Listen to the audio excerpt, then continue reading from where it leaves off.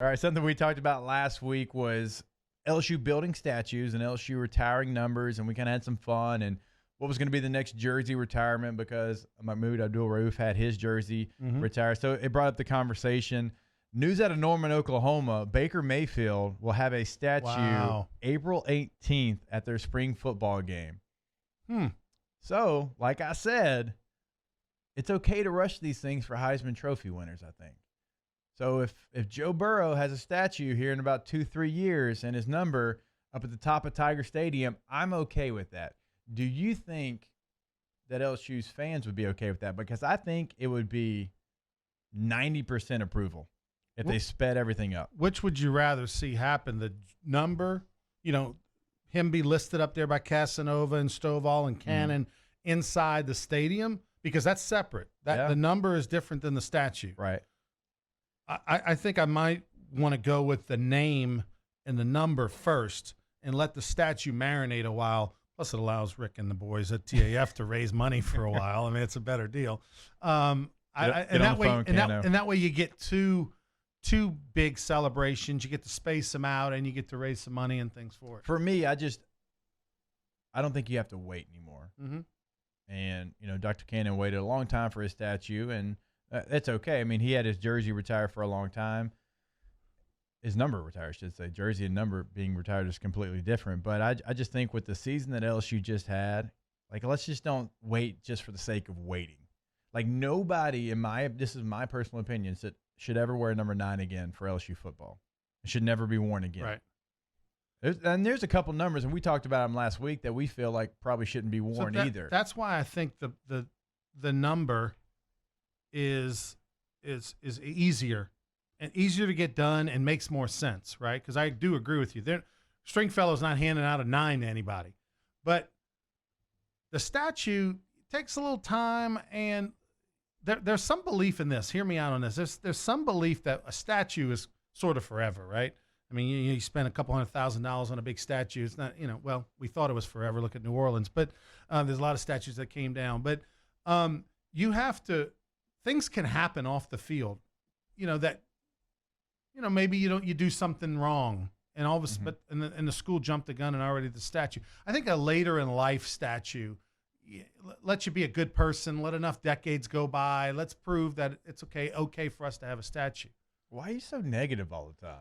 I just think that that's a wise choice to just take a little step back, and not to mention, I think Joe Burrow. And we had this conversation, you and I, because you still haven't had your jersey retired at Evangel, which is just appalling. And I haven't had mine at Menard either, which is ridiculous. But anyway, the thing is that you'll appreciate if all of a sudden Evangel calls you tomorrow, which, come on, Evangel, and they said, hey, Jacob, we want to retire your number and jersey and have a celebration. At this point in your life, you would be more appreciative of it than at 25 when you're in the middle of playing with the Chargers and you had a lot going on and you thought you were going to play for 20 years. Now you'd appreciate it more. And I think the same with Joe Burrow. He's had such a whirlwind. He's going to have such a whirlwind over the next few years. Let the guy get to a point in his life where that statue is going to maybe be more meaningful than it will right now. So you're saying number retired now, statue later. Yeah, I do the number this year or next year, whenever it jibes with an off week and all that kind of. Because remember, he's got to be here, and that's going to be tough to necessarily line up the schedule. So this year, next year, especially knowing his DNA and his makeup. Well, the guy just missed the Maxwell Award, which caused a little bit of an issue. Well, he doesn't. There's just things in his life that are more important than others, and number 1 on that list is football. So he's a guy I can completely see for the first 3 seasons he's in the NFL, not leaving wherever he's drafted to during the bye week. And some guys are just made up. I'll give you a perfect example, and I appreciate his thought process. Foster Moreau. Well, his bye week and Tre'Davious White's bye week were the same. And so LSU honored the number 18s this year. I think it was during the Florida game, maybe the Auburn game. I don't remember. I think it was Florida game. And every one of us we were going to come back and we were going to be, walk out together. Yeah, we walked out together, and we almost had everybody. I think everybody but Foster, maybe one other, they were there. And Foster said, hey, man, I would love to be there more than anything. But as a rookie, I don't think you should be traveling across the country during a bye week. It's I'm going to stay here and I'm going to continue to learn. I'm going to continue to stay in my playbook. And he didn't leave the Raiders facility. That's something that I can appreciate. Yeah, absolutely. And Joe has that same makeup, so I can see that same situation. And think about it. If you're Joe Burrow, think about how many requests he's going to get in that bye week next week. I mean, not only are they're naming the stadium after him at his high school field. Now, granted, that's 2.5 hours away. You can drive there on a Friday night or something.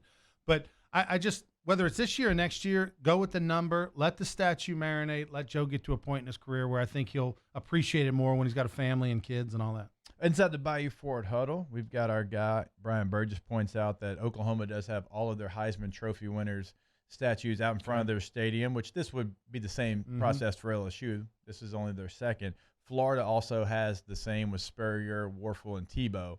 And so it's going to happen. I think it's going to happen sooner rather than later as well. LSU has proven they usually don't move very quickly on statues. Now, that is fair. That is fair because Skip just got his. Right. It took a long time for Dr. Cannon to get his. Cannon didn't even get it while he was alive, Shaq, Pistol Pete technically still, I mean, there's movement, right? And it's going to happen, but he's got the building, he's got the arena, but a statue of Pistol Pete's still not up as well. No Dale Brown Court.